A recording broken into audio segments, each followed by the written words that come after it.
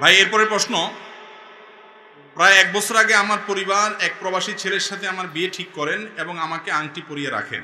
পরিবারের সম্মতিতে ছেলের সাথে যোগাযোগ রাখি। এখন উপযুক্ত কোনো কারণ না দেখেই আমার বাবা এই বিয়েটা বাতিল করতে চাচ্ছেন, কিন্তু আমি ওই ছেলেকে বিয়ে করতে চাই। এক্ষেত্রে শরীয়ত কি বলে এবং আমার করণীয় কি? প্রথম কথা হলো, বিয়ের কথা পাকাপাকি হয়ে গেলে আংটি পরায় দিলেই তো জামাই বউ হয়ে যায়, তাই না? আংটি পরা হয়ে গেছে, এঙ্গেজমেন্ট হয়ে গেছে, তখন জামাই বউ হয়ে গেছে না তারা? সেটা যদি না হয় তাহলে এই তথাকথিত এঙ্গেজমেন্টের পরে এই স্বামী স্ত্রীর মতো আলাপ সালাপ, খোশ গল্প, কথাবার্তা, আড্ডাবাজি, চ্যাটিং এগুলো আমাদের সমাজে আছে না নাই? তাহলে সেই সম্পর্কটা কি হালাল হবে না হারাম হবে? হারাম হবে। অনেক যুবকরা বলে যে না, একবার হঠাৎ করে অচেনা একটা মানুষের সাথে কেমনে থাকে, এই জন্য আগে একটু জড়তা কাটায় নেই, যোগাযোগ করে নেই। এইসব যারা করেন তাদেরকে আমি সব সময় একটা কথা বলি, আমার ডানে বামে অনেক মুরব্বীরা আছেন, সামনে অনেক মুরব্বীরা আছেন, চাচা মিয়াদেরকে জিজ্ঞাসা করেন, বাপ মা ধরে নিয়ে গেছে, হয়তো বাজার থেকে টেনে নিয়ে যায় কোথাও বিয়ে পড়াই দিছে, খবরও নেই, পড়ায় চলে আসছে, কার সাথে বিয়ে হয়েছে ভালো করে হয়তো জানেও না বেচারা, বা জানছে খবর নিছে, একবার না জানলে সেটা আবার দোষের, যাই হোক। কিন্তু বিয়ে হয়েছে যে তার আগে কোনো সম্পর্ক ছিল না, ছেলের সাথে মেয়ের সাথে ছিল, তখন ফেসবুকে মেসেঞ্জারে ইটিস পিটিস করার সুযোগ ছিল না, কিচ্ছু ছিল না। তারপরেও চাচা মিয়ার চাচির সাথে যে মহব্বতের সম্পর্ক, সেটা সুপারগুলোর চাইতেও হার্ড, ঠিক না বেঠিক? চাচা মিয়ারা এখনো চাচির ছাড়া বাঁচে না, চাচি চাচারা ছাড়া বাঁচে না। অন্য কারোর কথা চিন্তা করবে তাদের মাথায়ও আসে না, আল্লাহর রহমতে, জিজ্ঞেস করে দেখেন। আর আজকাল যুবকরা আপনারা এই এঙ্গেজমেন্ট, এরপরে ইটিস পিটিস সেগুলা করেন কেন? যে তাহলে একটু ভালো হবে সম্পর্ক। ভালো হয় না, বরং আরো সম্পর্ক খারাপ হয়, কারণ আল্লাহর নিষিদ্ধ পথে কখনো শান্তি আসে।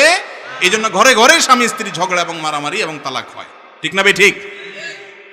বিয়ের আগদ না হলে, দুইজন সাক্ষীর সামনে প্রস্তাব হবে, সম্মতি হবে, কবুল বলা হবে, এগুলা না হওয়ার আগ পর্যন্ত বিয়ে হয় না। আংটি একটা কেন, 10 আঙ্গুলে 10টা, 10 ঠ্যাঙে 10টা, মোট 20টাও যদি লাগান তাতেও বিয়ে হবে না।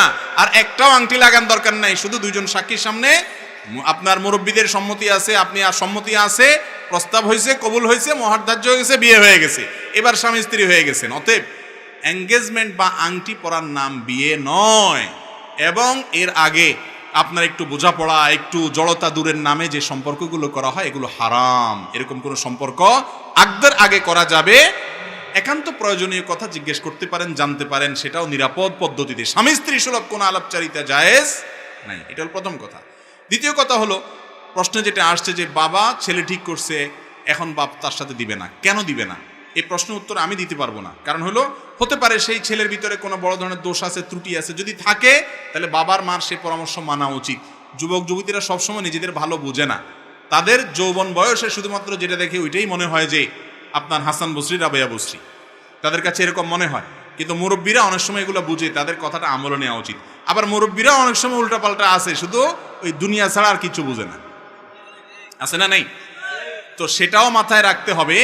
এবং মনে রাখবেন, শরীয়ত ছেলে বা মেয়ের সম্মতি ছাড়া জোরপূর্বক বিয়ে দেওয়ার কোনো অনুমতি কোনো মুরব্বীকে দেয় না। ইসলামে এটা জায়েজ। আপনি যদি মনে করেন আপনার বাপ মা শুধু পয়সা দেখেই এরকম লোভী হচ্ছে, বা তারা দুনিয়া দেখে লাফাচ্ছে, তাদের সিদ্ধান্ত ভুল, তারা দিনদার বুঝে না, তাহলে সেক্ষেত্রে আপনি খুঁটি ধরতে পারেন যে না, আমি ছেলে ছাড়া, বা আপনারা যে ছেলে কথা বলছেন তার কাছে আমি বিয়ে বসবো না। এই অধিকার আপনাকে ইসলাম দিয়েছে। বেয়াদবি করবেন না, কিন্তু বিনয়ের সাথে বলবেন যে আব্বা আমি চাচ্ছি না, বুঝাইয়া বলবেন, বা অন্যদেরকে ব্যবহার করবেন। কথা কি বুঝাতে পারছি? এটা যায়।